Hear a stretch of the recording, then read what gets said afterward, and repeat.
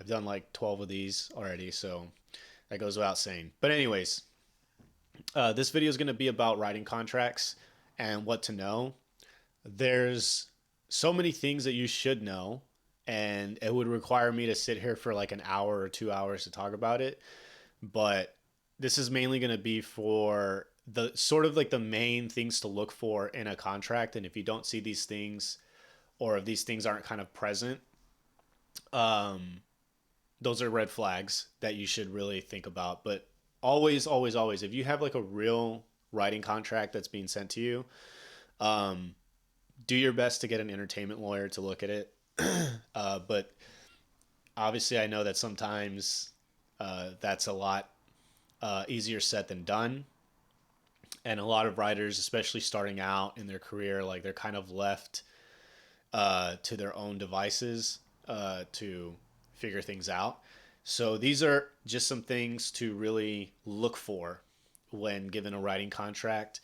And I would highly recommend to not forego any of these. Some of you will because you may not have the leverage to do that, but try your best, you know? So the first thing is the transfer of rights and exclusivity. Um, Also, I may not be using all the correct legality terms, so just bear with me.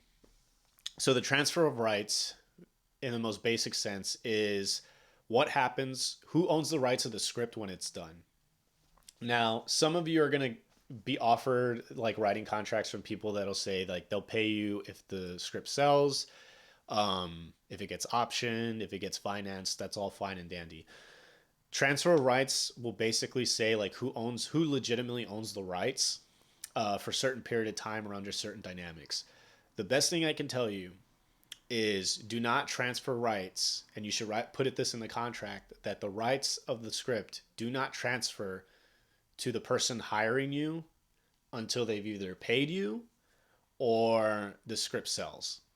So essentially, they have legal right to shop it around, to you have an agreement that they can present it to people, but when you're done writing the script, you own the rights, and when you hand it to them, you still own the rights. And a lot of times, what they put in contracts is when you're done writing the script and you deliver the final draft and they approve of it, they now own the rights to it.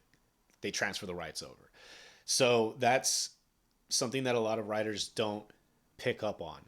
Um, and the other thing is sort of like exclusivity is like when you, if you're able to keep the rights, there should be some sort of like clause in there of like how exclusive things can be in terms of like who you share it with or who you don't share it with.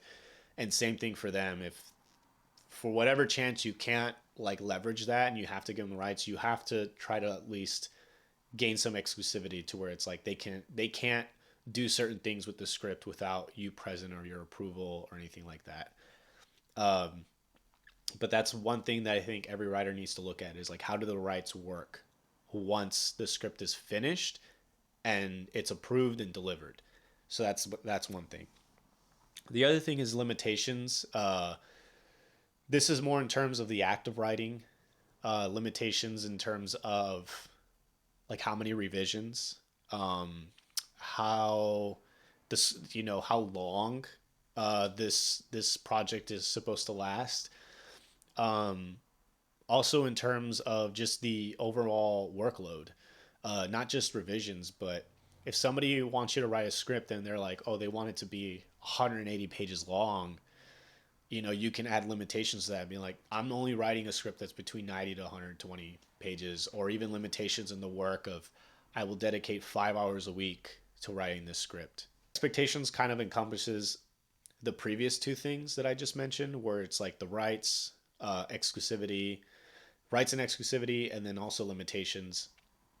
But a lot of these expectations also go into if somebody's hiring you to write a script and your expectations are that this is going to be a script that's going to be financed for millions of dollars, they can't come back a year later, 2 years later, and be like, "Oh, we're financing the movie. It's been greenlit, but we're only going to do it for 200,000."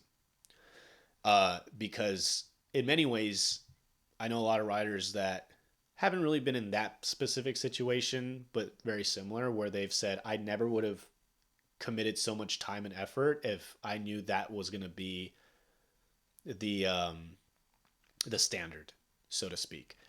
So that is something that needs to be very much addressed in terms of what the scope of expectations is for the project as a whole. Because, I mean, some of you may be fine like writing a script and spending months and months, maybe even a year or so, uh, if it's done, for $100,000 or $50,000 on a that kind of budget. But some of you may not want that, and so that's something very important, is to establish expectations. The other thing is payment. So this is always like the dicey thing, and because I think a lot of writers are so wanting to get paid that they're afraid to kind of set certain standards and boundaries and expectations on that payment and how much they're getting paid, because they don't want to lose the gig.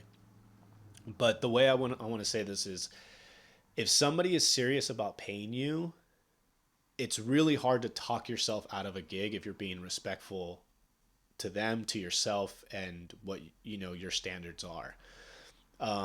Because they want, like, they have intention to pay you. People that don't have intention to pay you or trying to shortchange you, you shouldn't worry about talking yourself out of those gigs, because they're probably going to be sucky. Like, it's going to be sucky to work with those people. You're probably going to get ripped off some way. So that's the mentality I want you to approach it with. And as far as the payment, you have to decide what you're going to get paid minimum. So a thing that a lot of writers have to understand is, you can go into this agreement saying, we're going to do this film, and the expectation that we get like a $2 to $5 million budget minimum. I have to get paid X amount of dollars out of that financing minimum. And the reason why is because you're guaranteed to get at least an amount that you feel justified having and you feel satisfied with. And that way nobody can later on, if the movie gets a budget of $2 million, they say, oh, well, you know what? We're really tight on the budget. Is it okay if like we don't pay you? And, is it okay if we give you like, receipts on the box office or whatever? It's like, no, you have it in the contract. 2 million, 5 million, I'm getting at least this amount, at least. And then on top of that, you can add other things like percentage of profits or whatever else.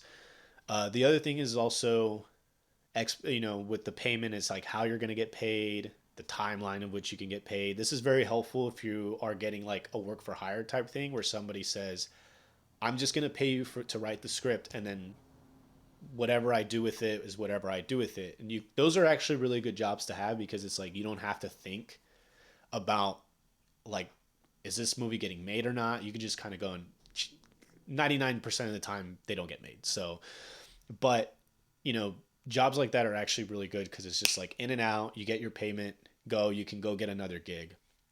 How you get paid, the timeline, and the criteria of that is something very, very important to discuss and talk about. And again, entertainment lawyers are much better at this and helping you guide than this, but this is just a very like Cliff Notes dummy version of it. Now, the last thing is, especially for any of you writers who are like getting contracts done for whether it's screenwriting or any other type of writing, and it's just like a regular short-term gig job, and you're going to get paid $500, a few $1,000s to do whatever. When you sign the contracts, get a notary. You can hire a notary. Some of them they're a little bit pricey. You can split the cost with the person, or you can just pay for it yourself. But having somebody be there to do the notary for it and to confirm that these contracts have been signed and bear witness to that can alleviate a lot of issues later down the line if you do have to take people to court because they didn't pay you. That's probably one of the most important things out of all of this, because every negotiation of a writing contract is so different from each other, but then they're all very much alike. It's kind of like a weird paradox. Now, obviously, as I said, there's a whole lot more that can be discussed, and I just gave a very like bullet point version of this. So, but these are things that I think if these particular things aren't taken seriously or are missing or are kind of like sketchy, it's a sure tell sign that either the person isn't aware, because there are people that just aren't aware, everybody's kind of learning as they go, or they're deliberately trying to like get one over you. And so, always just kind of look out for these things. And if you are getting a job that has like a lot of money, definitely get an entertainment lawyer. If it's a lot of money, an entertainment lawyer is more likely to jump on commission versus charge you hourly to look over the contract, because they know it's going to be worth it if the deal goes through. Yeah, that's it. If you have any like questions or anything, just go online and really Google a lot of these things. You could find it online, but just based on my experience, these are the best things that I've learned from getting fucked over numerous times early on.